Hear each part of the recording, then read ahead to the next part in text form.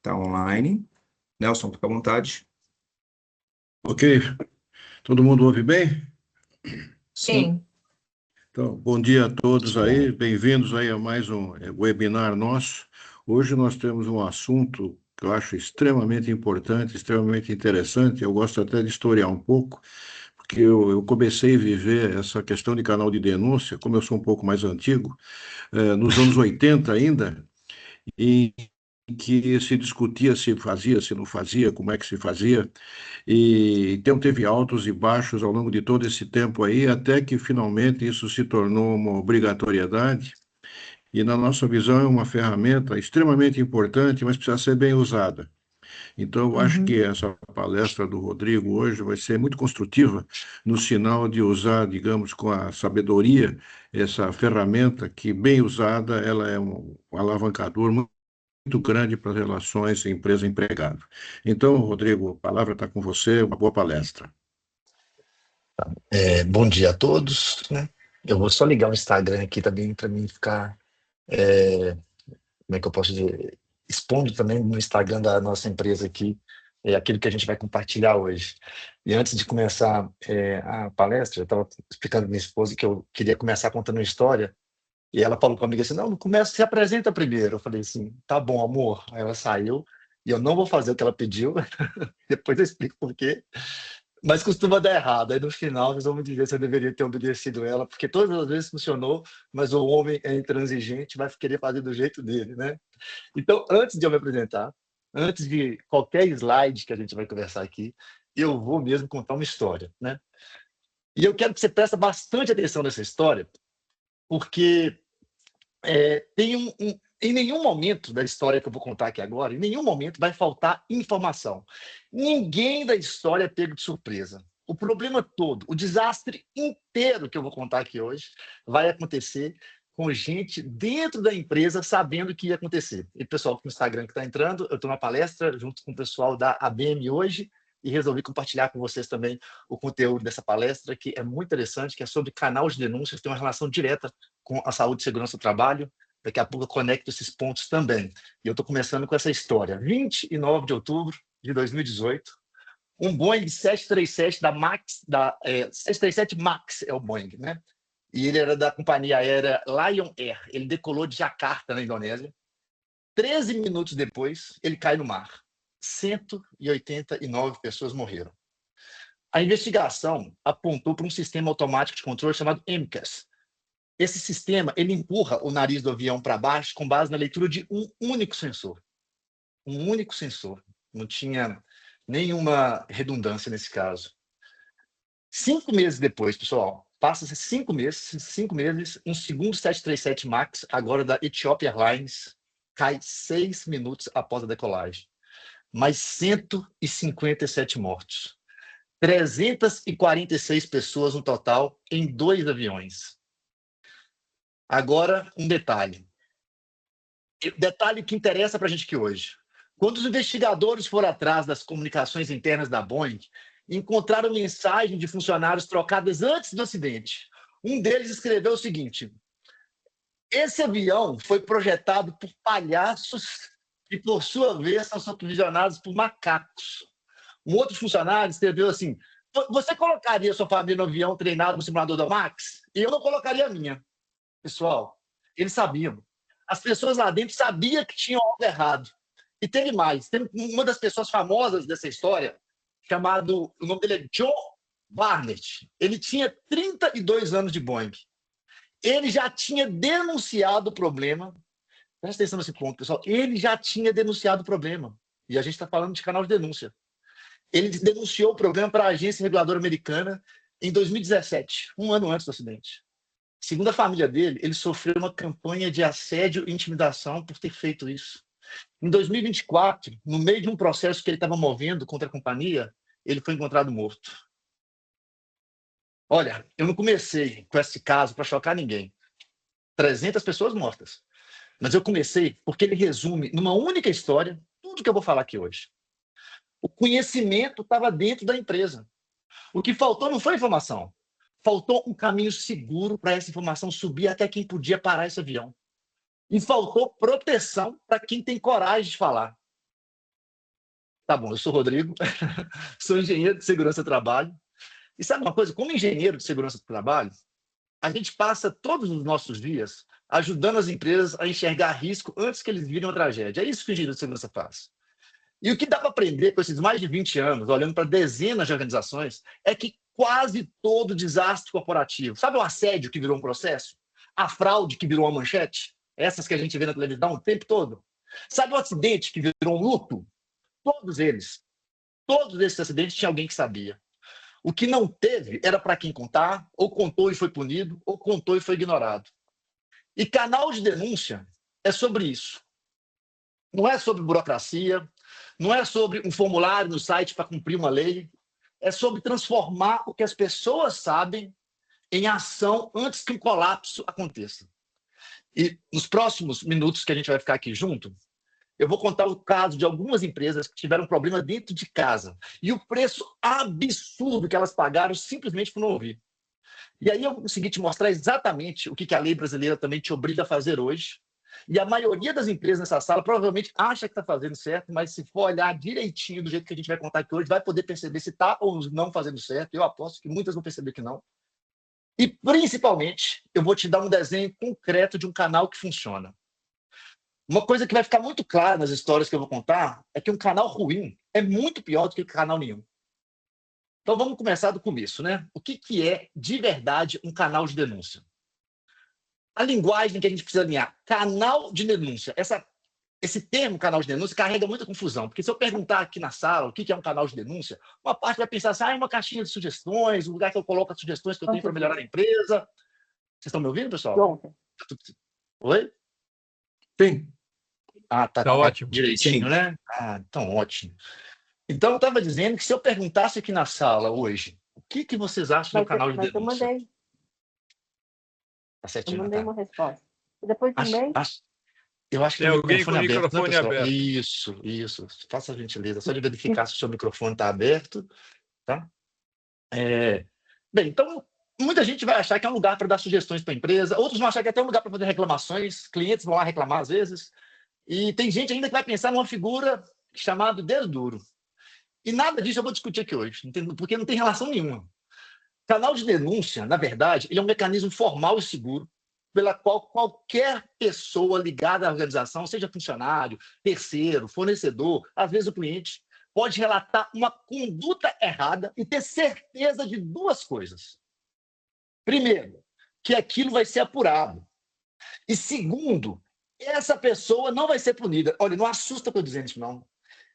Eu trouxe vários casos para a gente conversar aqui, vocês vão ver isso acontecendo. Então, guarda esses dois pilares, que aquelas pessoas que têm o costume de anotar, né? Anota aí, pode anotar, tá? Apuração e proteção. Duas palavrinhas que a gente vai guardar. Sem os dois, não é canal de denúncia, é teatro. E teatro, nesse caso, mata. Então, não é hora e nem momento de fazer teatro, é hora de fazer a coisa funcionar, porque os problemas, as consequências de errar nesse ponto são graves mesmo. Deixa eu te dizer também o que canal de denúncia não é. Porque também muita gente erra nisso. Não é ouvidoria de cliente. Ouvidoria trata da relação com quem compra de você, a relação de você com quem compra de você. Canal de denúncia trata de conduta e de coisa errada acontecendo dentro de casa. Também não é caixinha de sugestão. Sugestão é como você vai melhorar seu negócio. Denúncia é sobre uma violação, um assédio, uma fraude, um desvio, um risco de segurança que está sendo escondido de quem precisa saber dele. E muito importante, das coisas mais importantes que eu vou falar aqui hoje, não é dedurar. Essa é uma barreira cultural que eu chamo de barreira cultural número 1 no Brasil. A gente foi criado com a ideia de que quem conta é traíra. Eu vou voltar nisso com força mais para frente, mas já quero plantar uma sementinha no coração de vocês. Quem denuncia uma conduta que colegas, clientes ou a empresa está ficando em risco por conta dessa conduta, não está traindo ninguém. Está protegendo a empresa. A pessoa que assedia, que frauda, que fecha os olhos para os riscos, essa sim está traindo todo mundo. O denunciante, ele é o contrário, é o oposto do traidor. Mas o Brasil cria alguns estigmas. Realmente, algumas pessoas dizem, o Brasil é o país que o poste mija no cachorro. As pessoas percebem muitos dos conceitos que são importantes para o ecossistema comercial, industrial, né, o ecossistema organizacional das empresas funcionarem, as pessoas invertem os valores. E esse é um dos casos, né? Bem, então, se eu disse que canal de denúncia é apuração e proteção, as duas palavrinhas, quais seriam as peças que fazem esse canal de denúncia existir? O que faria com que o canal de denúncia funcionasse perfeitamente? Eu separei 4 peças aqui que são fundamentais e vocês podem avaliar se as 4 peças funcionam na empresa de vocês. A primeira é o escopo. O que pode e o que não pode ser denunciado. Assédio moral sexual, fraude, corrupção, conflito de interesse, discriminação, violação de segurança, desvio de recurso. O escopo precisa estar escrito e precisa ser claro. É um canal que aceita qualquer coisa, vira um depósito de fofoca. E um canal que aceita quase nada, não serve para nada. A segunda peça é a divulgação. E aqui eu quero desfazer um mito. O que importa não é ter 10 canais diferentes. Tem gente que pensa assim, eu vou ter uma pessoa no RH, eu vou ter um e-mail para enviar, eu vou ter um link no site. Não, isso não tem diferença, não faz diferença. Você pode ter um canal só, por exemplo, no seu site. E isso não é ruim, isso é até bom. O que decide se ele funciona é quanto ele é divulgado. Se você espalha o QR Code no ambiente de trabalho, se você faz uma campanha e ensina no DSS como usar o canal, se você coloca no site um lugar fácil que qualquer pessoa navegando acha na hora, se você divulga de várias formas, aí sabe o que acontece? As denúncias chegam. Eu tenho um caso de um amigo que colocou um canal de denúncias numa empresa dele, uma empresa de logística, não recebeu denúncia nenhuma. Colocou nosso canal de denúncia, e eu perguntei, como é que está divulgado? Não, a gente falou de manhã no DSS, conversando com o pessoal, mas não chegou a denúncia. Eu falei assim, lá no sistema tem um QR Code, era o QR Code espalha lá. Ele espalhou o QR Code, depois eu fui conversar com ele e falou assim, não, chegou denúncia demais. Inverteu, chegou denúncia demais. E dentro dessas denúncias, roubo, né? Então, se você faz essa divulgação direito, as denúncias começam a chegar. As pessoas se sentem muito mais confortáveis para falar quando ela sabe que ela quer ser ouvida. Canal que ninguém conhece é uma caixa vazia, não vai chegar nada. Canal bem divulgado é o que dá confiança para as pessoas poderem falar. A terceira peça é independência. E essa é a mais importante das 4. A ideia da independência é descobrir para quem que essa denúncia chega. Se a denúncia sobre o gerente cai na mesa do próprio gerente, você não tem um canal, você está com uma armadilha agora para as pessoas. Se a denúncia de assédio contra um diretor é analisada por um RH que responde diretamente a esse diretor, ela é nate-morta. O canal precisa reportar a uma instância fora da linha de comando do possível acusado. E um sistema, um software de canal de denúncias precisa garantir essas coisas para a empresa que está utilizando ele. Mais uma palavrinha para a gente guardar aqui, tá? Independência, que ela vai aparecer em vários dos casos que eu vou contar aqui hoje. Sempre você vai perceber o momento que a independência falhou. Vocês vão sair daqui lembrando dos casos, eu tenho certeza, e vão conseguir perceber isso. O 4, anonimato. A 4ª peça. Aqui tem uma ideia também que muita gente erra. Acha que se a pessoa é anônima, você não consegue mais conversar com ela para apurar. Você não sabe quem é, como é que eu vou conversar. E isso não é verdade. No canal de denúncia da Prossigo, por exemplo, a pessoa que denuncia, ela está totalmente anônima e ela recebe um código e mesmo assim ela continua conversando com quem apura. Ela entra com o código dele, se identifica e consegue continuar dialogando. É o melhor dos dois mundos. O denunciante fica protegido pelo anonimato e ainda mantém diálogo, né? Responde perguntas, dá mais detalhes. E se ele quiser também, ele pode se identificar ainda melhor, né? E o sistema permite isso. Ou seja, anonimato não é o oposto de investigar bem. Com a ferramenta certa, os dois têm que caminhar juntos, né? E a maior parte da investigação de uma denúncia diz respeito a um diálogo que você vai ter com o denunciante. Então, você precisa de um canal seguro para conversar com ele. Resumindo esses 4 aqui agora, esse bloco fica assim, ó, canal de denúncia é apuração mais proteção, montado sobre 4 pilares. Escopo claro, divulgação de verdade, independência de quem recebe e anonimato com diálogo. E agora eu vou te contar um caso já, tá? A ideia é a seguinte, aliás, no Brasil, isso também deixou de ser boa vontade, pessoal, sabe? Construir um canal de denúncia correto não é boa vontade da empresa. E durante muito tempo, ter canal de denúncia foi considerado coisa de multinacional, de empresa de capital aberto. de programa de compliance sofisticado. Para a maioria das empresas aqui no Brasil, era luxo, sabe? Quando a empresa crescer, no dia que eu ficar gigante, eu vou colocar um canal de denúncia. Mas isso já acabou. Hoje, no Brasil, existe obrigação legal expressa. E eu quero que você saia daqui sabendo exatamente qual é. Acho que a gente vai dar um foco nisso aqui, tá? Porque tem muita empresa, isso me preocupa, que acha que está cumprindo a legislação e está descumprindo a legislação, né? Então, vale a pena a gente dar uma olhada para a lei brasileira, tá? O marco principal que a gente tem é a Lei 14.457 de 2022. Essa lei alterou a CIPA. CIPA todo mundo conhece. Comissão Interna de Prevenção de Acidentes. A CIPA, se a sua empresa hoje, você passar num corredor e ver uma plaquinha assim, CIPA, tá errado já. Porque a CIPA mudou. Ela é CIPA mais A. Tem que estar como está aqui no slide. Comissão Interna de Prevenção de Acidentes e de Assédio. O A de assédio entrou na lei. E junto com ele também entraram obrigações concretas para cumprir. Eu vou listar 3 aqui, que aí vocês podem fazer seu cheque aí depois. Primeira, inclusão de regra de conduta sobre assédio sexual e outras formas de violência.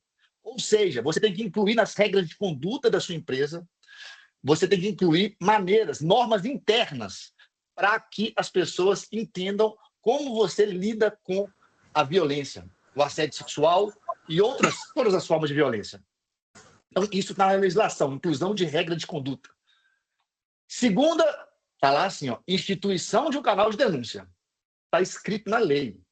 E também de procedimentos para receber e acompanhar as denúncias, garantindo anonimato e permitindo a apuração dos fatos. E terceiro, ações de capacitação e treinamento. Ou seja, o seu time tem que receber treinamento periódico sobre assédio. E, além disso, os funcionários membros da CIPA também têm que receber esse mesmo treinamento. E presta atenção no que a lei diz e no que ela também não diz. Ela não diz assim, olha, seria bom ter um canal de denúncia. Ela diz, institua um canal com procedimento de apuração e garantia de anonimato. Isso é uma obrigação. E a fiscalização do trabalho já está cobrando isso. Uma empresa que não tem esse canal hoje está exposta. Não só ao risco de um processo, quando um caso vier, explodir, estourar, mas também a autuação por simplesmente não ter a estrutura mínima que a lei obriga a ter. Agora, eu preciso te dar também um plano de fundo jurídico sobre assédio. Porque sem entender isso, você não sabe o que o seu canal está protegendo, concorda? Então é importante a gente entender isso aqui. E eu sei que essa palestra, pessoal, pode causar um certo desconforto. Mas é um desconforto por esses temas duros que evitará desconfortos substancialmente, absurdamente maiores. Então, em algum momento, é melhor dialogar sobre coisas duras do que passar por coisas difíceis. E aqui tem um ponto técnico que quase todo pessoal da liderança, quase todo gestor está errando, tá? E eu vou dizer uma coisa importante. Presta atenção na diferença de assédio moral e assédio sexual. O assédio moral é uma conduta abusiva, reiterada, que atinge a dignidade da pessoa no trabalho. A palavra-chave aqui para entender é reiterada. É o padrão, a repetição, a perseguição que se arrasta. Está tratado na CLT nos artigos 223A e 223G, que fala do dano extrapatrimonial, o dano à honra, à dignidade. Humilhar publicamente todo dia, isolar a pessoa, sobrecarregar de propósito, gritar de forma sistemática, isso é assédio moral. Agora, assédio sexual é diferente, é outra coisa. E aqui está o erro que muita gente comete. E, olha, se vocês acharem que é absurdo, ainda bem, eu separei uns 3 casos aqui para a gente contar disso. Assédio sexual está no Código Penal, é artigo 216A, e ele se configura com apenas um ato. Não precisa de repetição. Não precisa de reiteração. Uma única investida de conotação sexual, com um gestor se valendo, às vezes, da sua posição de poder, já é assédio sexual, já é crime. E por que eu friso isso tanto, gente? Porque quando chega uma denúncia de assédio sexual, e quase sempre um episódio único, a primeira vez que aquilo é relatado, o reflexo errado é de deixar pairar uma suspeita sobre quem denunciou. Mas foi só uma vez, esse cara é bom demais. Nunca aconteceu antes. Será que isso é verdade mesmo? Como se um único ato ou uma primeira denúncia valesse menos. Parece mentira, não é? E isso é um erro técnico e um erro moral. Técnico, porque a lei nunca exigiu uma segunda vez. Um único ato já configura crime. Então, foi só uma vez, não enfraquece a denúncia em nada. Imoral, porque joga uma dúvida em cima da vítima e não do agressor. A raridade do relato não é um sinal de mentira. A maioria das vezes é sinal, sabe de quê? De coragem. Porque quase ninguém denuncia. E você vai ver daqui a pouco uma das maiores empresas do mundo tratar casos de denúncia como se fosse a primeira vez para fingir que não estava acontecendo um padrão. Inclusive, o canal de denúncia, necessariamente... Só um segundo, pessoal. Desculpa, tudo bem. O canal de denúncia precisa ter um mecanismo que, quando uma denúncia é recebida, ele valida se aquela denúncia já existia antes. E junta as duas. Na Prossigo, a gente chama de incidente. Quando alguém faz uma denúncia, o sistema tenta apurar se aquela denúncia já existe, se aquele agressor já tinha sido denunciado antes, junta as duas para evitar esse erro, né? Bem, tem ainda uma terceira camada legal, que conecta muito a minha área, né? Aquilo que a saúde e segurança hoje fala, que é a norma regulamentadora número 1. A NR1 hoje obriga as empresas a fazer o gerenciamento dos riscos psicossociais, o estresse, a sobrecarga, os conflitos e, sim, o assédio. Isso tem que estar dentro do programa de gestão de riscos, do PGR, dentro de uma parte específica dele que a gente chama de inventário de riscos. Ou seja, o assédio não é só um problema jurídico ou de RH. Ele é um risco ocupacional que a lei manda inventariar e tratar. Eu sempre digo o seguinte, olha só, presta atenção que isso é um ponto importante. Eu dei uma palestra na ABM já sobre riscos psicossociais. Até aproveito para agradecer a possibilidade de ter me permitido falar um pouquinho sobre isso, que está no centro da minha competência. E durante a palestra, quem lembrar ou rememorar, vai poder ver lá que eu disse que o manual de gestão dos riscos psicossociais, manual de gestão de riscos psicossociais publicado pelo Ministério do Trabalho e Emprego, ele escreveu o seguinte: o engenheiro de segurança do trabalho, o profissional de segurança que estiver elaborando o PGR, não deve considerar os sintomas individuais do trabalhador. Ou seja, o trabalhador, ele pode dizer assim, eu estou sofrendo assédio. Nesse momento, isso não é um canal de denúncia, é uma investigação ocupacional. Nesse momento, o engenheiro de segurança do trabalho, ele está lidando com um sintoma individual. Ele não vai pegar esse sintoma individual e incluir ele no inventário de riscos. Inclusive, muita gente confunde. Ontem à noite eu fazia uma conversa com um cliente da plataforma e ele alegava para mim que ele estava prestando serviço para uma multinacional e a multinacional estava reclamando com ele que ele foi passar um formulário de pesquisa de riscos psicossociais e muitos funcionários não responderam. E eu disse para ele, olha, primeiro que não tem que responder. Você pode fazer todo o mapeamento de riscos psicossociais sem um formulário, não é um problema, né? Segundo, que a partir do momento que você passa o formulário, o que você está fazendo aí é apenas uma conotação daquilo que você vai investigar. Então, a partir daquele momento que uma pessoa diz, eu sofri assédio, eu vou passar a investigar. E como que eu investigo? Só com canal de denúncia. Então, todas as vezes que alguém respondeu no formulário dos nossos clientes aqui, a minha empresa, eu sinto que eu sofro assédio moral. Eu virei para a empresa e falei, você tem um canal de denúncia? Se não, implanta agora. Vamos esperar uns 3 meses. Eu vou investigar através dele. E depois a gente coloca ou não no inventário de risco. Eu estou estendendo muito aqui, né? Porque essa é uma área que realmente está no centro daquilo que eu faço todos os dias, né? O E-Social Brasil é um software de medicina ocupacional, né? E dentro dele nasce a Prossigo, esse software que a gente trabalha com canal de denúncias, né? Que é uma das principais ferramentas para você enxergar esse risco, né? Que de outra forma fica realmente invisível. Então, tem uma importância grande do canal de denúncia para a investigação do dinheiro de segurança do trabalho. Pronto. Agora que você já sabe o que a lei manda, deixa eu te mostrar o que acontece quando a empresa faz o contrário, né? Ela descumpre o que a lei está mandando. E esse caso é brasileiro, é recente, e eu peguei no próprio TST, Tribunal Superior do Trabalho, tá? Uma empresa de gás, é público o caso, e eu vou falar todos os nomes aqui. Uma empresa de gás, a Comgás. Uma funcionária relata que teria sofrido assédio sexual de um diretor. O gestor, chefe dela, faz o que qualquer líder decente deveria fazer. Ele leva a denúncia em diante. Ele não abafa o caso, ele não manda ela ficar quieta, ele encaminha. É o que eu estava dizendo lá atrás. E o que a empresa faz? Demite o gestor. Demite quem levou a denúncia. Não o diretor acusado. Manda embora o mensageiro. O caso foi parar na Justiça do Trabalho. o Tribunal Superior do Trabalho entendeu o óbvio, aquela demissão foi retaliatória, foi discriminatória, e, portanto, era nula. A empresa foi condenada a reintegrar o gestor ao emprego, pagar todos os salários do período que ele ficou fora, todos os benefícios do período que ele não estava na empresa, mais R$20 mil de dano moral. E a empresa recorreu ao TST e ele manteve a condenação.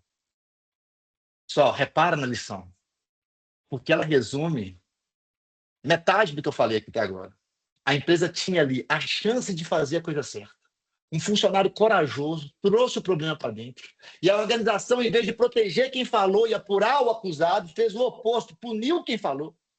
Resultado, pagou a conta, perdeu na justiça e o pior, no meu ponto de vista é o pior, ensinou cada funcionário que assistiu esse episódio que denunciar um assédio naquela empresa é um bilhete premiado que você vai embora. A mensagem interna que fica não é essa, não. Olha, se você vir algo aqui, fica calado. Não tem treinamento que eu consiga dar que vai resolver isso. O exemplo grita muito mais alto do que qualquer política, de qualquer treinamento, de qualquer discussão que a gente estiver tendo para tentar resolver o problema. E é aqui que a gente chega no ponto mais contraditório dessa palestra inteira. Se tiver alguém com o microfone aberto, puder fechar. Eu comecei dizendo que eu ia falar sobre isso, e eu vou dedicar um bloco inteiro agora para falar de um canal de denúncia ruim. O canal que existe, mas que ninguém é punido, ou pior, quem usa é punido. Um canal que faz isso é pior do que canal nenhum. Esse é o ponto. Eu quero que você segura comigo aqui uma ideia. Parece exagero, mas vocês vão perceber com o tempo que não é, tá? Que se você tem um canal mal feito, pode ser até mais perigoso do que não ter canal nenhum. Deixa eu explicar a lógica aqui. Quando você tem um canal, as pessoas sabem... Aliás, quando você... Vou pensar no caso contrário. Você não tem um canal. Você não tem um canal. É ruim? É ruim. Mas as pessoas sabem que não existe um canal. Então, elas sabem que elas não podem contar. Elas podem ficar abertas para procurar outros caminhos para resolver o problema. Às vezes, elas vão para a imprensa, vão para o sindicato, vão para o Ministério Público. É o que acaba acontecendo. Mas é honesto. Agora, quando você tem um canal, você faz uma promessa. Você diz para a empresa inteira, pode confiar. Tem um lugar seguro para você falar. E se essa promessa for quebrada, se a pessoa que confia no seu canal é exposta, é ignorada ou é punida, você não decepcionou aquela pessoa, não. Você provou para todo mundo que está assistindo que falar é perigoso. Você imunizou a sua organização contra uma próxima denúncia. Um canal quebrado, ele não é neutro. Ele ensina que o silêncio é bom. E não existe um caso melhor para ilustrar isso do que eu vou te contar agora. Se você for levar só uma história das que eu vou contar aqui hoje para casa, guarda essa, tá? Wells Fargo, um banco, um dos maiores bancos dos Estados Unidos. Durante anos, esse banco impôs aos funcionários metas de vendas absurdas. A gente chama de cross-sell até hoje, né? Quando você faz uma venda e a partir daquela venda você faz uma segunda venda e acaba fazendo várias vendas de vários produtos para o mesmo cliente. Só que no banco, a pressão era brutal, era insustentável. E os funcionários estavam encurralados. Eles estavam ali, ó, de um lado tinha a meta impossível de ser batida, do outro lado o medo de perder o emprego. E eles ficavam pressionados ali no meio. E eles começaram a fazer o impensável. Esse caso é famoso. Eles começaram a abrir contas e cartões em nome de clientes sem que os clientes soubessem. Conta fantasma, para bater a meta. Milhões delas. Quando a poeira baixou, eles foram apurar, o número chega a 3,5 milhões de cartões falsos.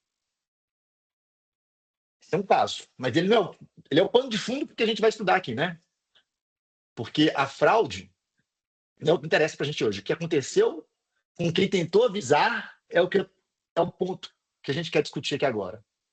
Porque o Wells Fargo tinha uma linha de ética, tinha um canal de denúncias. E vários funcionários incomodados, com medo, foram lá e fizeram a coisa certa, ligaram para essa linha e denunciaram o que estava acontecendo.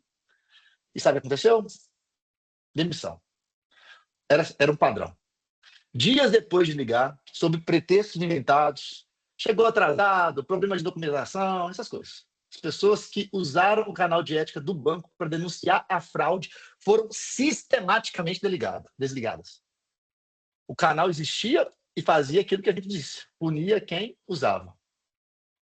Pensa no efeito disso dentro do banco, pessoal. Cada demissão dessa era um recado. Você viu essa linha de ética bonitinha aqui? Não usa. Quem usou, já era. E foi exatamente por isso que a fraude não parou onde poderia ter parado. Poderia ter parado com milhares de contas e não milhões de contas. Ela escalou para milhões, porque o mecanismo que existia justamente para estancá-lo tinha sido transformado na prática numa máquina de pedir às pessoas ficarem em silêncio. Vamos para os números aqui do que acontece numa situação dessa. Só para você dimensionar o preço de um canal de denúncia subutilizado. Multa inicial de 185 milhões de dólares em 2016. 5.300 funcionários demitidos por causa do esquema. O presidente do banco, John Stump, ele renunciou, devolveu dezenas de milhões de dólares que ele tinha recebido de bônus, e pega essa. Foi banido para o resto da vida de atuar no setor bancário, lá nos Estados Unidos. Em 2020, um acordo com o governo americano de 3 bilhões de dólares. E sobre os denunciantes, especificamente, a OSHA, que é a agência de segurança lá dos Estados Unidos, condenou o banco a reintegrar e indenizar quem tinha sido demitido. Só um dos casos, está na tela aí. 22 milhões de dólares para um único denunciante que o banco tinha mandado embora. 22 milhões de dólares. Por ter demitido uma pessoa que fez exatamente o que a linha de ética do banco pedia para ela fazer. E a coisa ficou muito pior do que precisava ficar, sim ou não? O canal de denúncia bem feito vai custar um pó de areia perto do tamanho do problema que pode acontecer. Emprego, cabeça do presidente, confiança no mercado. Essas coisas difíceis de até dimensionar. Agora, para você não achar que isso é coisa de americano, coisa de gringo, eu tenho a versão brasileira aqui também. Também peguei no TST. Uma empresa de vigilância tinha um canal de denúncias chamado Helpline. Até bonito o nome, né? Um supervisor assediou sexualmente, desculpa a gente usar palavras duras, mas essa palestra exige isso. Ele assediou sexualmente 2 vigilantes terceirizadas. Toque, mensagem de conteúdo sexual, ameaças de demissão. E o Helpline, o tribunal, durante o processo contra essa empresa, ele considerou que o canal era pouco divulgado e ineficaz. Ninguém sabia direito que ele existia. E quando foi usado, não apurou nada. A empresa foi condenada de novo a R$150 mil, dano moral coletivo. A defesa ainda falou assim, não, mas nós temos um canal de denúncia. Não colou. Porque ter no papel e funcionar de verdade são coisas diferentes e o juiz conseguiu enxergar essa diferença.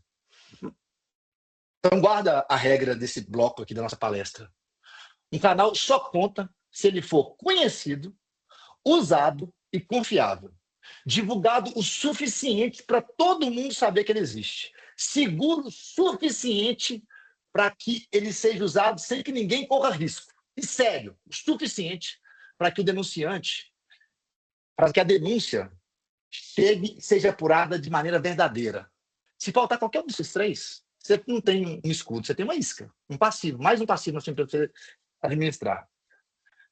Beleza, Rodrigo, ok, entendi que precisa de um canal, entendi que ele pode ser de teatro, mas como é que funciona na prática? E quando uma denúncia chega, entra, o que tem que ser feito?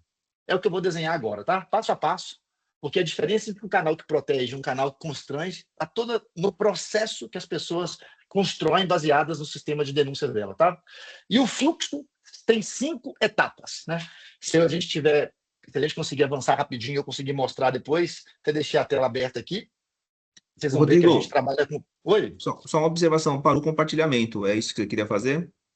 Não. Vou compartilhar de novo, então. Tem que voltar ao compartilhamento. Tá, se eu achar aqui.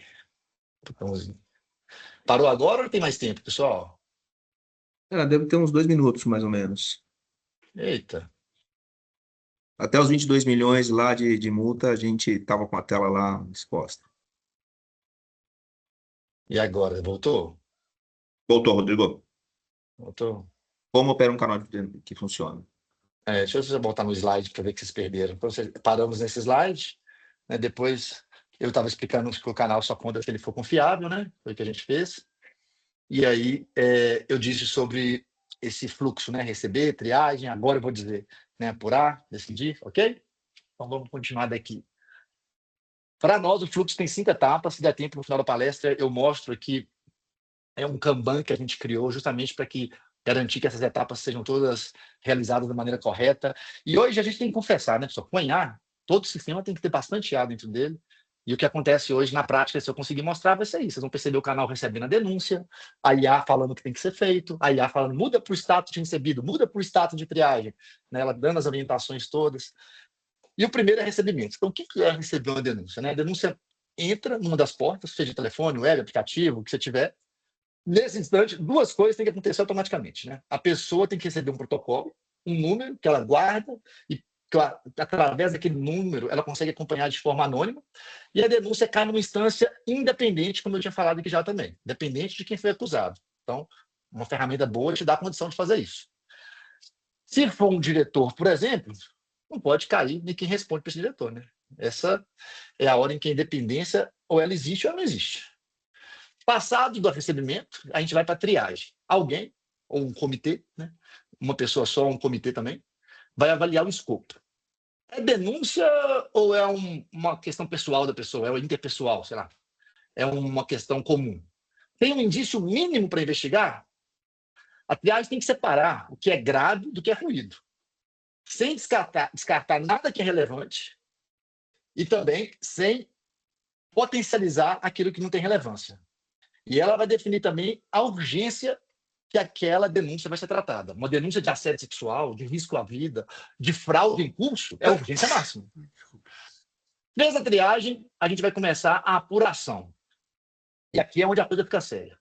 Investigação formal, com sigilo, conduzida por gente imparcial, ouve-se o denunciante, ouve-se o acusado. Olha, o acusado tem que ser ouvido também. O acusado tem direito à defesa. Né? Ouve-se também testemunha, colhe prova, e-mail, mensagem, registro de câmera, tudo documentado, com data, numa cadeia assim, olha, que se precisar, eu posso voltar, posso verificar, posso identificar meus passos. Um sistema que te ajuda a acompanhar a denúncia de forma completa. Né? O que a gente tem que ter em mente na apuração é que a gente não quer condenar um inocente e nem absolver um culpado. Feita a apuração, uma coisa extremamente importante, a decisão. Com base nessa apuração, que conclusão fundamentada você conseguiu chegar? Procede, não procede? Procede parcialmente? E a consequência é proporcional.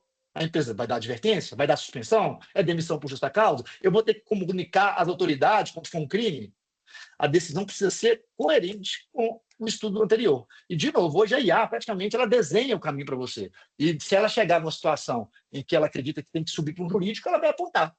Não, nesse caso, existe o acompanhamento do setor jurídico da empresa. Né?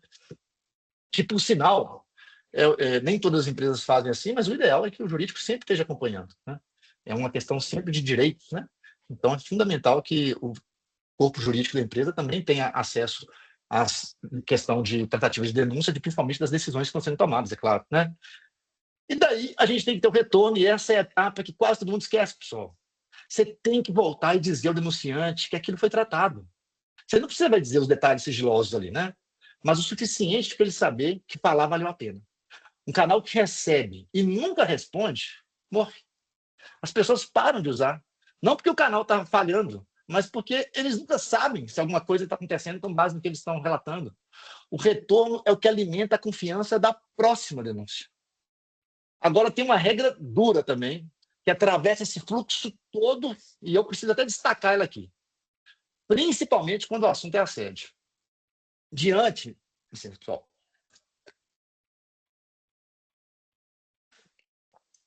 de um indício sério, não de uma prova cabal, de um indício, né? A empresa tem que tomar uma medida protetiva, imediata. Estou dizendo, não tem certeza, mas você tem um indício.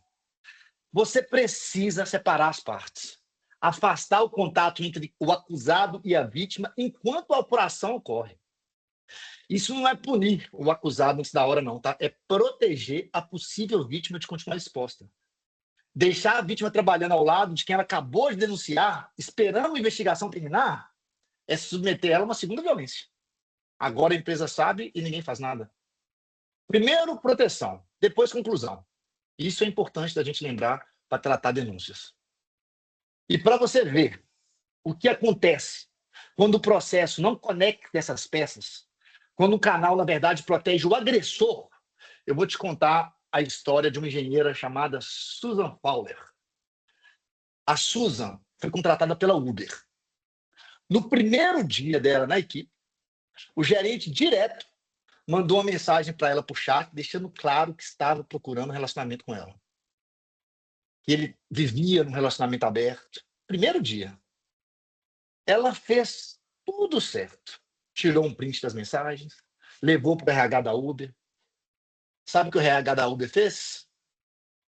Disse para ela assim: esse gerente, ele é high performance, um funcionário de alta performance. Seria injusto puni-lo por essa primeira ofensa. Você lembra que eu falei lá atrás sobre assédio? Sobre o erro? Foi só uma vez. Está aqui, ó, ao vivo. Uma das maiores e mais valiosas empresas do mundo. O RH escolheu proteger o talento em vez de proteger a pessoa. E vai ficar pior, tá? A Susan descobriu, conversando com as amigas dela lá, que várias delas tinham sido assediadas por esse cara, o mesmo gerente. Ela levou isso de volta para o RH e o RH mentiu na cara dela. Já mandou no para a família? Tem um microfone aberto aí, pessoal. Obrigado. Então, como ela conversou com as amigas dela e percebeu isso, ela leva o caso de volta e o RH mente. Simplesmente mente. Não, é a primeira vez. O erro do canal de denúncias que não tem uma IA que é capaz de perceber que as denúncias existem, juntar elas e não permitir que elas se separem. Não, sabe? Isso é básico para um canal de denúncia. Olha, às vezes, quem fez estava conversando com a Suzy, ele nem queria mentir. Às vezes o problema era na ferramenta. Se o canal de denúncia falha, ele não conecta as denúncias, talvez a pessoa que está recebendo a denúncia também não sabe. Aí cada relato fica isolado. Então, dá até para fingir que é o primeiro mesmo. E ela escreveu tudo isso. Tá? Em 2017, ela saiu da empresa e, fora da empresa, ela foi e publicou um texto num blog.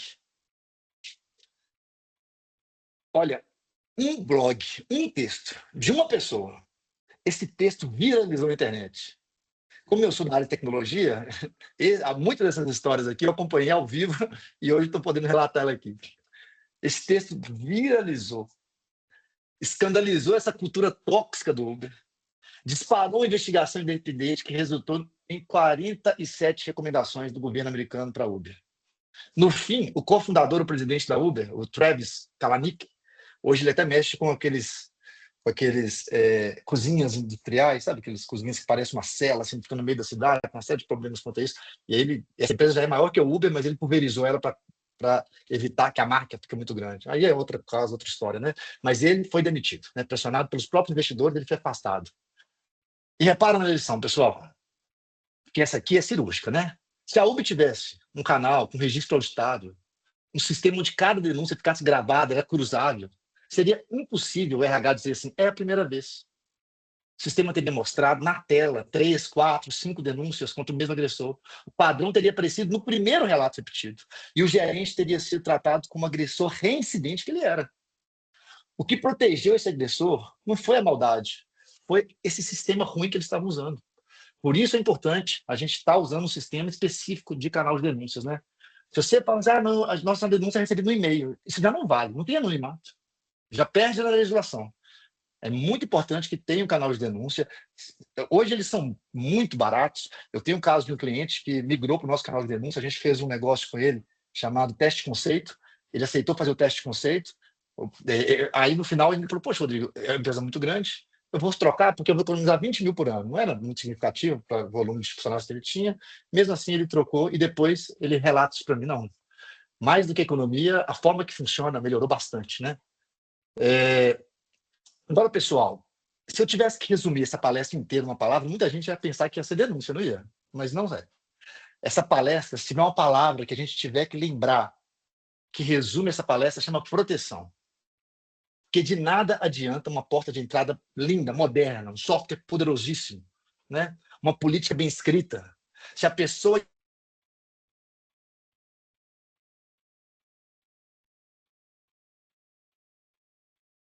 Rodrigo, congelou. Para mim também congelou. Deixa eu botar um. parar e colocar de novo, né?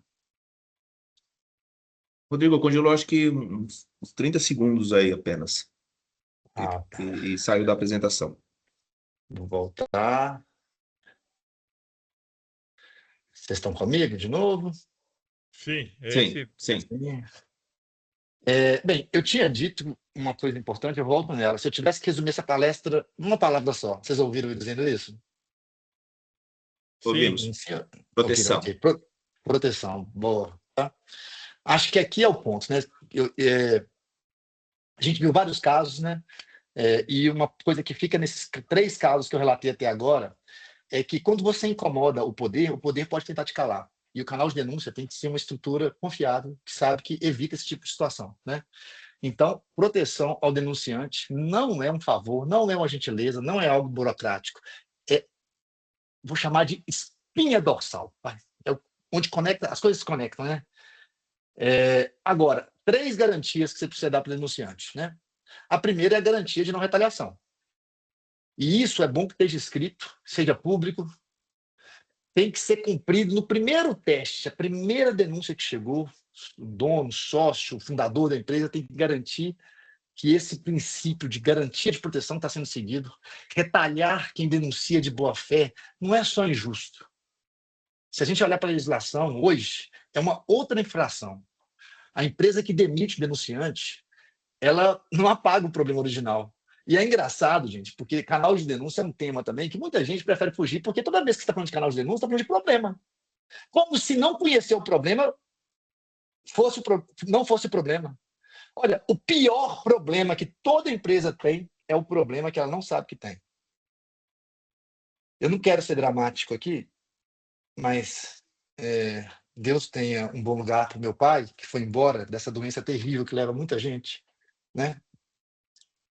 E a única coisa que eu recordo era que o médico virou para mim e falou assim: se ele soubesse 2 anos antes, ele estava aqui hoje, né?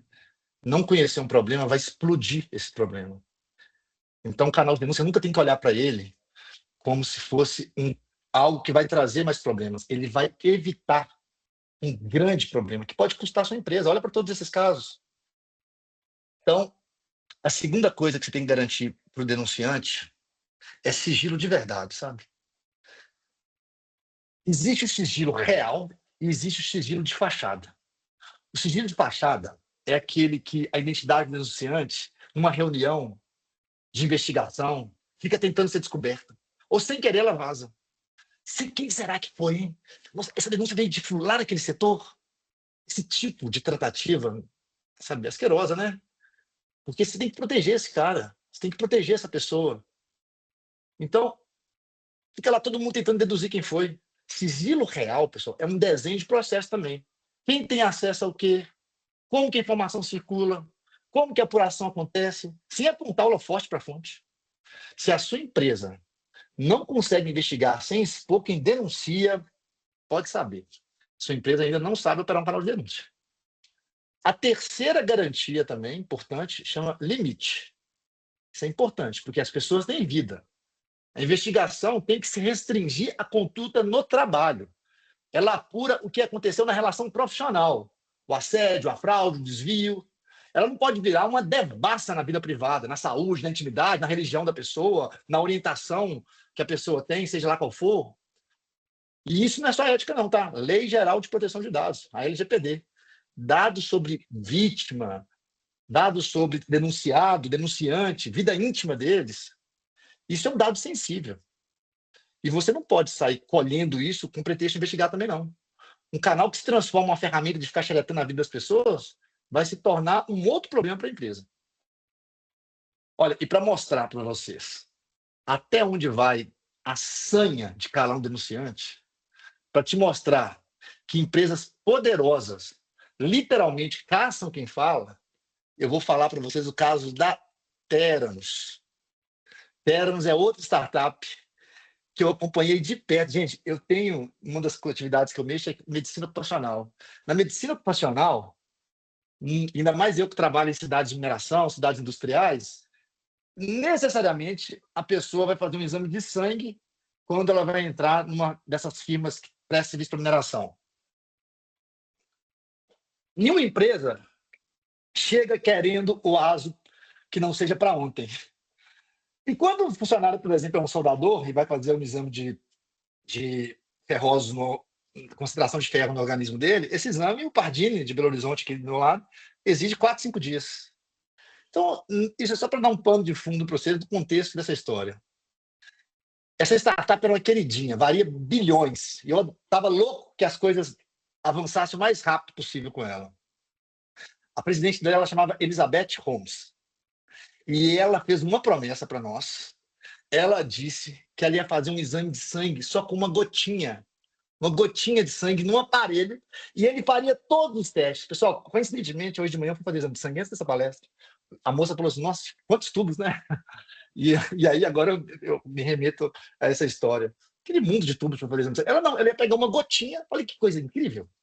E parece, para quem é de fora, que é totalmente possível, né? Me parecia, e eu que sou de dentro, né? Mas só tem um problema, isso nunca vai funcionar. Isso não funciona. Fisicamente é impossível. Não tem tecnologia que entrega o que ela estava prometendo. E a empresa, sabe o que ela fazia? Mascarava isso. E para mascarar isso, ela colocava os pacientes num risco de vida terrível. Porque ela estava fazendo os exames, estava fazendo os protótipos, só que os dados eram completamente falsos. E 2 funcionários, Tyler Schultz, que, aliás, era neto de um dos grandes figurões conhecidos da empresa, e uma outra funcionária, Erika Cheung, os 2 levaram as preocupações para a alta gestão. E o que aconteceu? Silenciados. Ó, fica quieto, tá tudo certo. O Tyler continuou insistindo, e aí vem uma coisa das mais graves que eu conto nessa palestra. A empresa, eles eram malucos, colocou um investigador particular para ficar seguindo esse cara, detetive, atrás de um funcionário que só apontou que o exame de sangue não funcionava. Bem, no final das contas, a Érica, ela foi no órgão regulamentador, começou a fazer denúncias externas e o castelo deles começou a derrubar.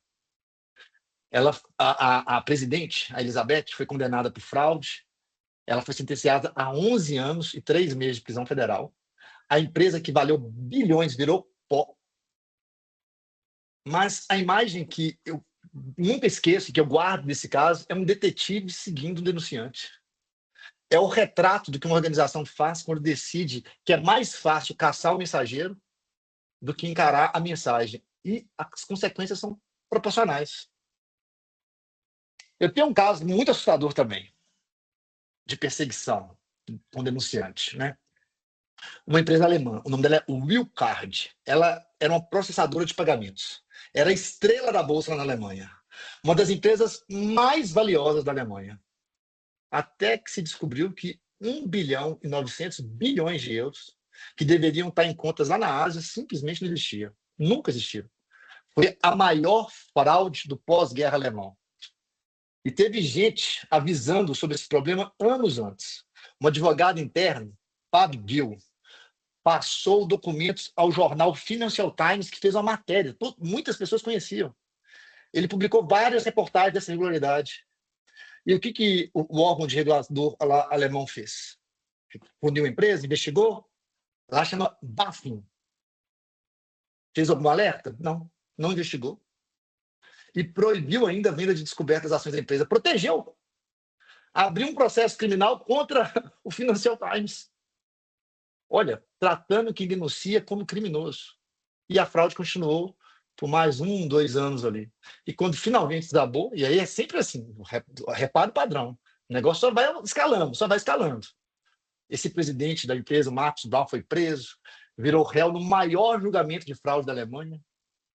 O ex-diretor de operação também fugiu até hoje. Até hoje ele está foragido, né? Então, assim, os 2 casos gritam a mesma coisa. Quando uma organização ou um sistema inteiro decide proteger, em vez da pessoa que denunciou, em vez de proteger, protege o denunciado, quando ela ataca o denunciante, demissão, detetive, processo, a situação escala, o problema aumenta. E quando se descobre, é tarde demais. E isso que eu estou contando é justamente o que não se pode fazer. O denunciante tem que ser blindado. Ela tem que ser defendida. Porque a pressão de quebrar quem está denunciando as coisas mais graves, a pressão de quebrar quem está denunciando as coisas mais graves é sempre enorme. Um canal de denúncia sem proteção real ao denunciante é um canal muito frágil. É uma armadilha montada contra as pessoas mais corajosas da empresa. Até agora, na maior parte dos casos, o problema estava em algum ponto da hierarquia, né? Um gerente, um diretor, não foi assim que eu fui contando? Mas eu vou te levar para um cenário mais difícil de todos. Todo mundo aqui conhece. O mais difícil de todos. Aquele que o canal de denúncia vai ser testado assim, no limite, ao máximo, quando a fraude não é de um funcionário. Quando a diretoria inteira, quando quem deveria estar zelando pela integridade é exatamente quem está por trás do crime. Nesse cenário, todo aquele papo de repórter ao superior desmonta. Porque o superior é o problema. E é aqui que a palavra que eu plantei no começo, independência, deixa de ser um detalhe técnico, vai virar uma questão de sobrevivência. Eu vou contar 3 casos. 2 internacionais e um brasileiro, em ordem crescente de assombro. Deixa eu desligar, perdão, pessoal. Aí. Mais perto de nós é a Americana. Janeiro de 23, uma das maiores varejistas tradicionais do Brasil, quase 100 anos de história. Ela admite do nada que tem inconsistências contábeis. Inconsistência, no caso, era um eufemismo para fraude.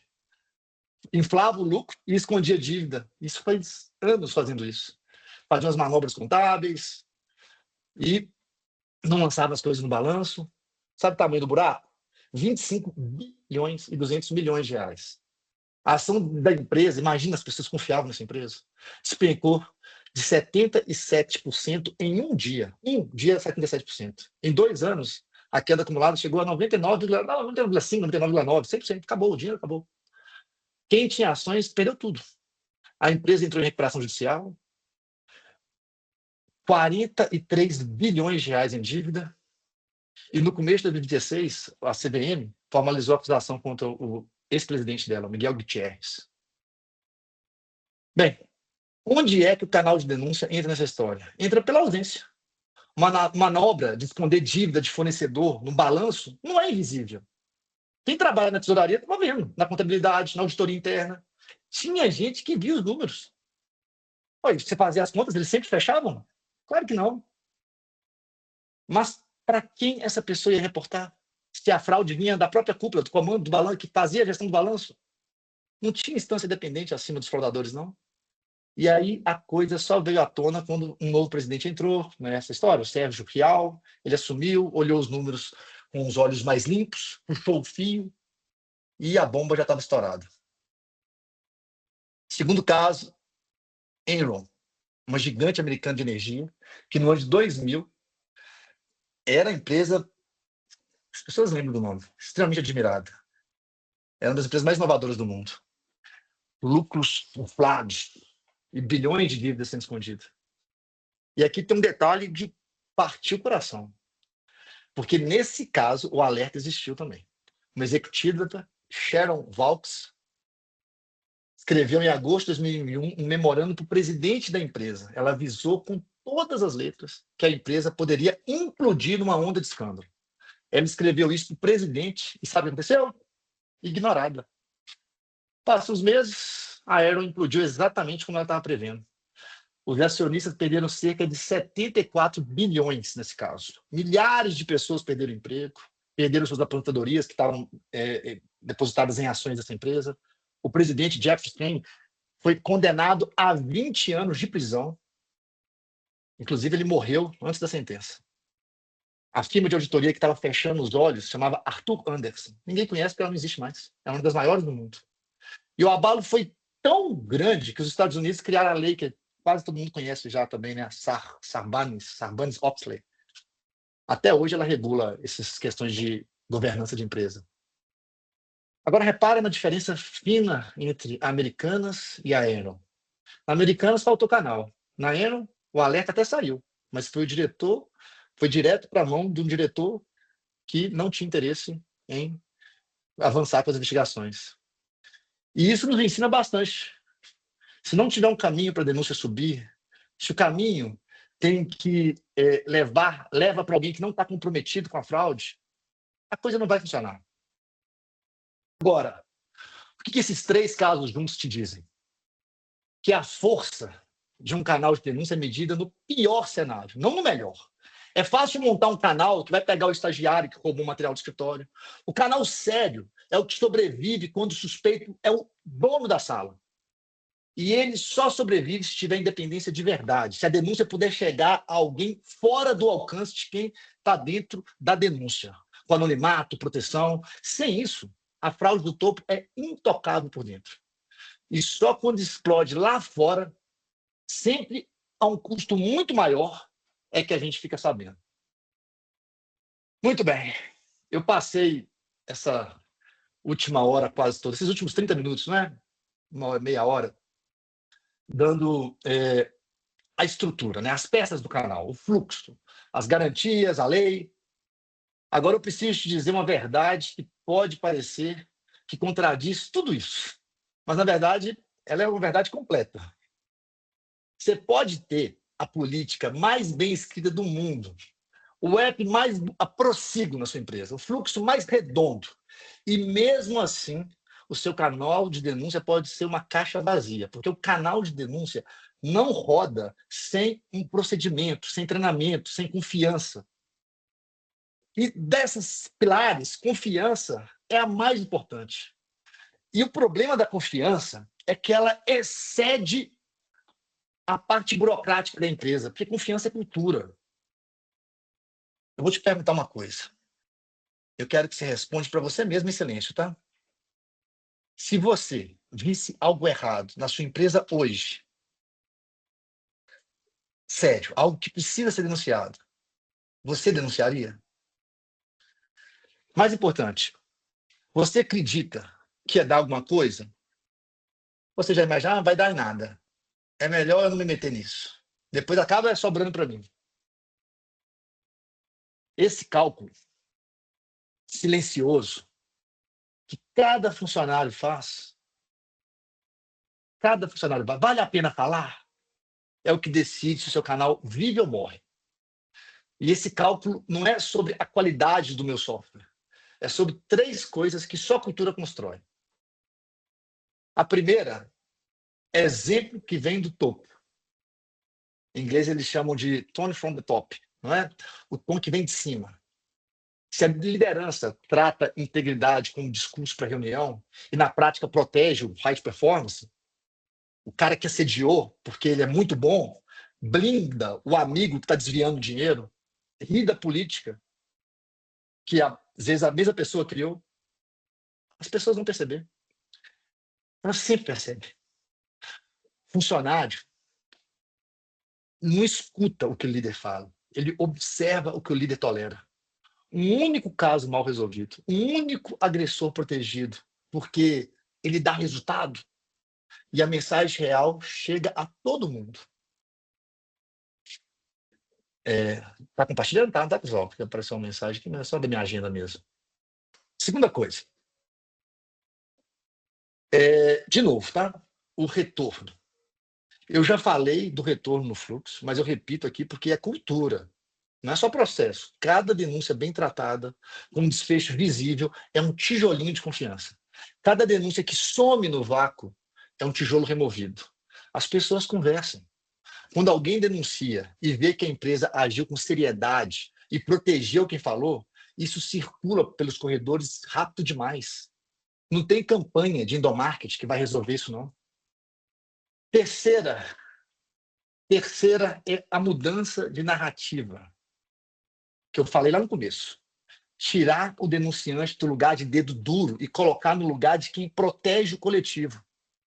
E isso se faz com comunicação constante, com treinamento, que, aliás, a Lei 14.457 obriga a fazer. E com histórias, né? Contar internamente quando o canal funcionou, celebrar sem expor ninguém. Enquanto denunciar for visto como traição, o medo vai vencer. Quando denunciar for visto como cuidado, aí a coragem vai ganhar espaço. E para mostrar como é que isso é decisivo, eu vou contar um caso que quase deu certo por acidente. É uma aula sobre por que a gente não pode depender de heróis, tá? WorldCom, início dos anos 2000, uma gigante americana de telecomunicação. Os executivos também maquiavam os números, disfarçando gastos recorrentes como se eles fossem investimento para inflar o lucro. O tamanho da maquiagem era de 11 bilhões de dólares. Foi a maior fraude contábil dos Estados Unidos até então e levou também a empresa à falência. Mas tem uma heroína nessa história. Ela chama Cynthia Cooper. Ela era chefe da auditoria interna. Ela começou a desconfiar dos números e aqui está um detalhe que interessa. A fraude vinha de cima. O diretor financeiro era quem era superior dela. Então, ela não podia usar os canais normais. Lembra, eu estou contando a história de uma heroína, gente, tá? Não é como as coisas deveriam ser, não, tá? Mas ela pensou, como é que eu vou levar isso para cima? Como é que eu vou usar os canais normais? Porque os canais vão levar justamente a quem está fraudando. E ela começou a investigar escondido, à noite, depois do expediente, com a equipe dela, longe dos olhos do chefe. Ela foi cavando os lançamentos até montar a prova. Então, levou o caso para fora da cadeia dela, comprometida diretamente para um conselho, o comitê de auditoria que existia à época. Aí a fraude foi exposta, o presidente acabou condenado a 25 anos de prisão. O caso, junto com a da Aeron também, que já estava acontecendo, estava paralelo, reforçou toda aquela cultura que os americanos têm hoje de compliance. Agora, não é para celebrar a Cynthia que eu estou contando esse caso, não, tá? Embora ela mereça. Eu te conto para fazer uma pergunta incômoda. E se ela não tivesse tido essa coragem toda? E se ela tivesse, como a imensa maioria das pessoas teria, talvez, decidido que não valia a pena arriscar a carreira investigando o próprio chefe às escondidas? Imagina, a fraude teria continuado. O problema teria... A gente viu todos os casos acontecendo assim. A lição é dura. Quando o sistema depende de um herói disposto a se sacrificar, o sistema já falhou. Um canal bem desenhado, com independência de verdade, existe justamente para que uma pessoa comum, não uma heroína excepcional, consiga reportar com segurança e sem virar uma vítima. A cultura certa aqui não é a que produz heróis, é a que torna o heroísmo desnecessário. E tem uma última peça que separa o canal de fachada do canal vivo. Medição. Porque o que não se mede vai virar só um enfeite. E aqui eu quero desfazer uma ilusão perigosa que ronda esse assunto. Deixa eu te fazer uma pergunta capciosa. Duas empresas do mesmo tamanho. A empresa A recebeu no ano passado 2 denúncias. A empresa B recebeu 50. Qual das duas tem um ambiente mais saudável? O instinto vai dizer que a empresa A, né? Vai ter menos problema. Provavelmente ao contrário. A empresa das 2 denúncias, muito provavelmente, a empresa que tem mais problemas é a que tem menos confiança. Onde as pessoas veem as coisas e não reportam porque acham que não vale a pena ou tem medo, é onde as coisas não funcionam. As 50 denúncias da empresa B, na maioria dos casos, são sinal de que as pessoas acreditam no canal, se sentem seguras para usá-lo. Silêncio no canal de denúncia quase nunca é sinal de paz. Geralmente é sinal de medo. Por isso, os indicadores certos não são só quantas denúncias eu recebi também, não. São principalmente tempo médio de apuração. Quanto tempo entre uma denúncia entrar e o caso ser resolvido? Se demora meses, as pessoas vão perdendo a fé. Qual o percentual de casos que chegaram a uma conclusão? Quantos foram efetivamente tratados, não engavetados? A taxa de retaliação. Quantos denunciantes sofreram consequências negativas depois de falar? Essa literalmente tem que ser 0. Qualquer número acima de 0 é alarmante e tem que ligar o sinal vermelho. E a reincidência? Se os mesmos problemas, os mesmos setores, os mesmos nomes voltam a aparecer. E tem um cruzamento que, na minha área, ele é ouro. Ligar os dados do canal ao inventário de risco psicossocial lá.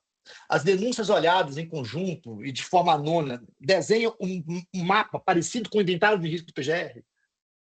Mostram qual setor adoece mais. Porque se está no PGR, a gente está buscando tratativa para resolver. Então, medir um canal não é só burocracia. É a diferença entre um canal que reage a um canal que previne. E prestar atenção nos números vai dizer para você se você está conseguindo construir um ambiente seguro para as pessoas relatarem problemas que podem implodir dentro da sua empresa. Estou chegando ao fim aqui. Eu quero que você saia aqui da sala com 4 perguntas na cabeça. Não com respostas minhas, tá? Com perguntas suas sobre a sua empresa. Anota mentalmente e responde com sinceridade aí nos próximos dias. Ó. A minha empresa tem um canal de denúncias e ele é independente de verdade. A denúncia sobre um chefe chega a alguém fora do alcance do chefe. Quem denuncia na minha empresa está protegendo, está sendo protegido ou está sendo retaliado? Essa proteção é só uma frase lá na política da sua empresa? As denúncias que entram são apuradas com prazo e a pessoa recebe algum retorno? As pessoas confiam no canal? Se qualquer uma dessas perguntas você respondeu não ou não sei, para alguma dessas também, você não está sozinho, tá?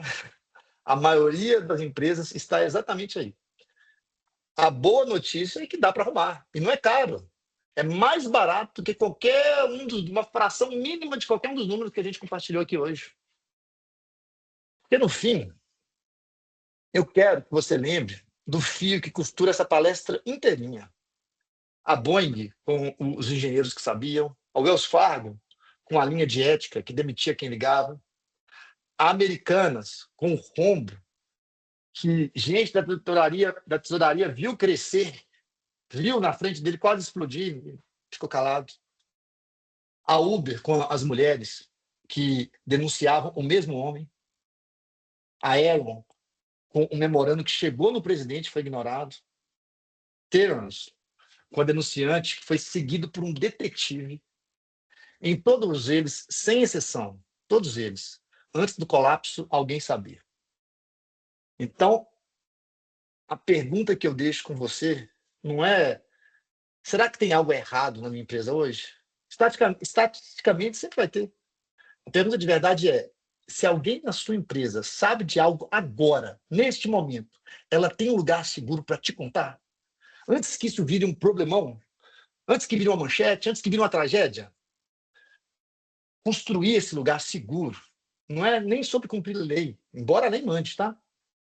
Não é sobre evitar uma multa, é sobre uma coisa mais simples e mais séria. É decidir que na sua empresa a verdade tem um caminho. E verdade é aquilo que leva a gente para frente. Toda mentira é um retrocesso da empresa. E quem tem coragem de dizer a verdade não pode andar sozinho. Pessoal, muito obrigado. Tá? Muito obrigado pelo tempo de vocês. Eu queria pedir 2 coisas agora, antes de liberar para perguntas. Tá? A primeira é um link. Eu vou deixar um link na tela aqui. Vou deixar aí no chat aqui. Deixa eu colocar aqui no chat para vocês. Vou colocar esse link. É um link de um cadastro. Se vocês quiserem conhecer a Prossigo, vocês podem preencher nome, e-mail, WhatsApp. Todas as pessoas que preencherem aqui, a gente vai liberar gratuitamente para poder usar, fazer uma prova de conceito, que a gente chama, você poder comparar com as ferramentas que você tem. O canal de ética, só vou dar um overview, essa tela aqui, ele tem uma série de indicadores que são muito interessantes. Todas as vezes que um registro chega, ele é recebido, como é que funciona? Basicamente aqui, ó, você sempre recebe esse link e um QR Code. esse QR Code, você pode espalhar na sua empresa, colocar em vários locais para que as pessoas tenham acesso e possam contar para você aquilo que precisa ser contado. E um link você pode colocar ele no seu site, que é copiar link. Esse site leva para uma estrutura já montada e adequada para canal de denúncia, já tem uma série de mecanismos importantes. Você pode clicar aqui em fazer um registro para testar, não deixe de fazer um teste, tá? Pode ser anônimo ou identificado. Feito a denúncia aqui, você vai escolher a categoria, a unidade da empresa, a data, a descrição. Assim que essa denúncia cai aqui no canal, claro, aqui em configurações, você pode marcar para alguém receber um e-mail, tá vendo aqui, ó, Rodrigo Teste E-mail, então cai na caixa de e-mail para a pessoa não ter que ficar verificando o canal todos os dias. O registro, quando ele entra, a primeira coisa, uma IA monta essa estrutura para você aqui, olha. Risco, vamos pegar aqui, ó. Estava numa loja e vi um mesmo empregado entrando e solicitando um produto em nome da empresa. Tudo é teste, eu inventei isso aqui, tá, gente?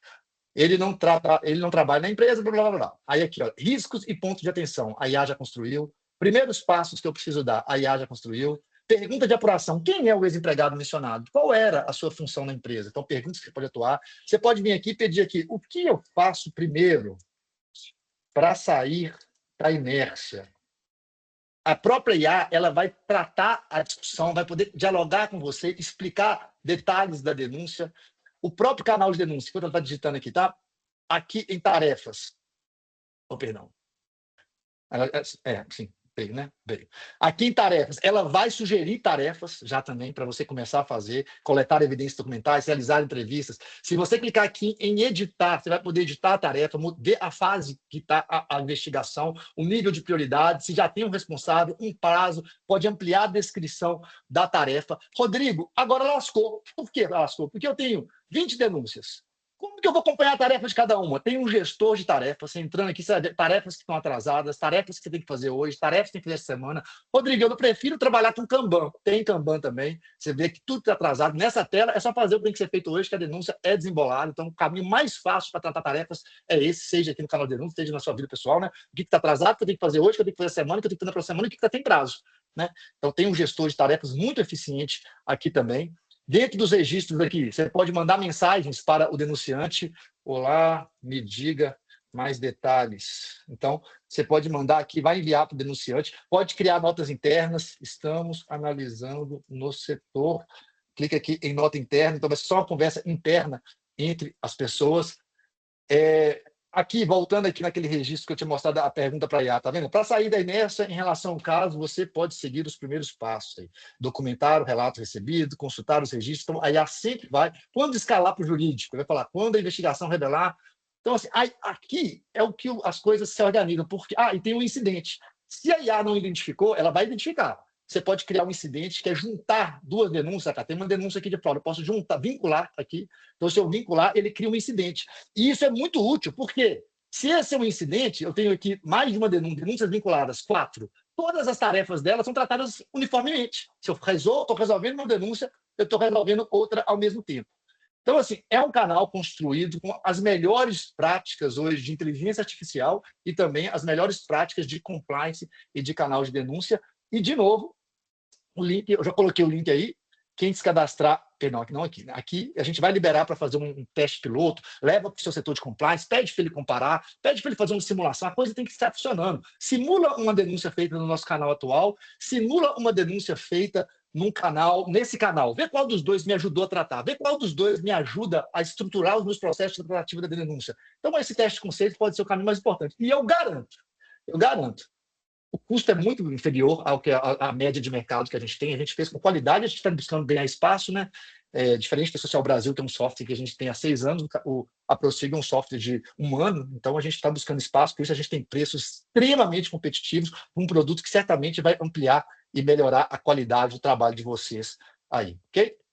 E Rodrigo, é isso. Muito bom, parabéns, ótimo webinar. E a gente já tem uma pergunta aqui da Carolina Machado, acho que é da rede de montagens. Quer falar, Carolina? Você quer que a gente leia a sua pergunta aqui no chat? Bom dia, Rodrigo. Bom dia, Aparecido. Bom dia a todos.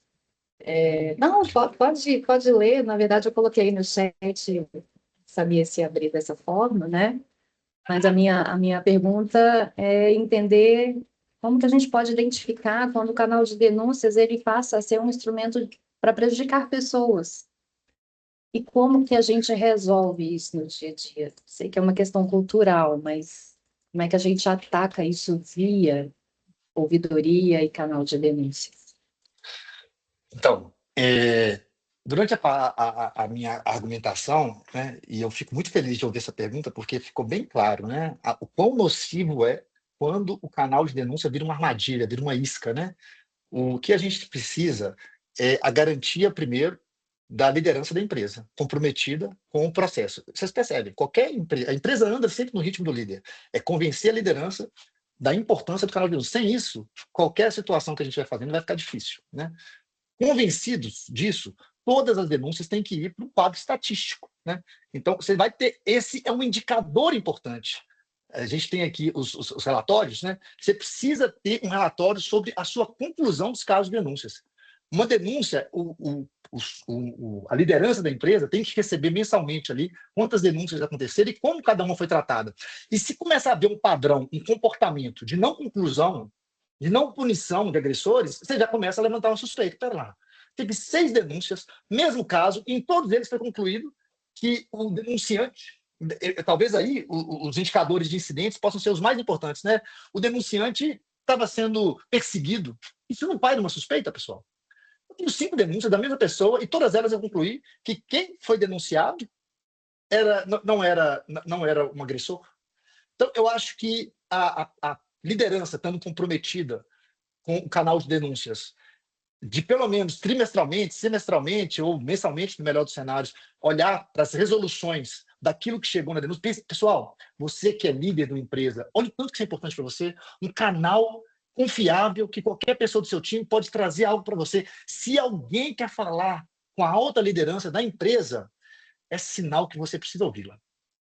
Então, eu acho que a sua resposta é olhar para os dados, fazer gestão de dados, não colocar um canal de denúncia e nunca compilar os dados e verificar os resultados e, baseado naquilo que está sendo de resultado, conseguir chegar às conclusões, tá? Deixa eu acrescentar um ponto, pessoal. A gente tem aqui também conexão com o cloud, né? Esse canal é conectado com o cloud. Então, se a sua conta da Prossigo ela acessa a conta do cloud, as denúncias que chegaram e você virou responsável, o cloud pode lidar com elas. Então, se você vira para o cloud e fala, Cloud, baseado no meu canal da Prossigo, nas denúncias que chegaram, está havendo algum tipo de... Existe algum ponto de melhoria? Vamos colocar dessa forma. Ele vai analisar e os comportamentos você vai trazer. Então, a gente já conectou com o cloud, como todo software tem que fazer, né? Colocar uma VPS para cloud, no final das contas, o que parece que vai sobrar é todo mundo usando o cloud e nenhum outro software. Então, a gente já se antecipou e o cloud consegue acessar algumas coisas não sensíveis aqui para apoiá-los, tá? Dados compilados. Tem uma VPS para o cloud aqui. VPN, né? Mais alguma pergunta, pessoal? Silêncio constrange. Acho que não. Não tem nenhuma pergunta, não. Acho que a palestra foi tão clara que acho que elimina até assim, a questão de qualquer pergunta que poderia ser levantada aqui. Você esclareceu durante a apresentação. Rodrigo, eu queria agradecer demais aí. Muito, muito bom a apresentação. Gostaria de falar alguma palavra, senhor Nelson? Sim, muito parabéns aí pela apresentação, eu acho que bem completa, trouxe, pelo menos para mim, uma série de novidades, acho que temos aí um assunto para fazer alguma reflexão, cada um na sua empresa, acho que foi muito bom. Muito obrigado, parabéns aí, Rodrigo, obrigado pela sua apresentação. Uma gentileza de vocês. Senhor Nelson, eu fiquei muito feliz quando você falou que gostava de história no começo, que eu falei assim, não, vou me dar bem, que eu preparei muita história, então se alguém gosta de história, vai gostar de estar aqui nessa próxima hora, né? Coincidiu com aquela sua palavra inicial sobre histórias, né? Deu para a gente ver através das histórias, e elas acabam marcando, né? Tem um livro que chama Arte da Persuasão, né? As histórias ficam, né? Os assuntos eles se dissolvem mais rápido do que as histórias que a gente conta. Então, espero que alguma delas tenha marcado o coração de vocês e que vocês possam, sim, se comprometer com essa ferramenta tão importante que pode ajudar tanto e evitar um problema, né, enorme, tanto para a empresa de vocês quanto para as pessoas que trabalham nas empresas de vocês, tá? Muito obrigado, pessoal. Deus abençoe todo mundo. Obrigado. Obrigado a todos.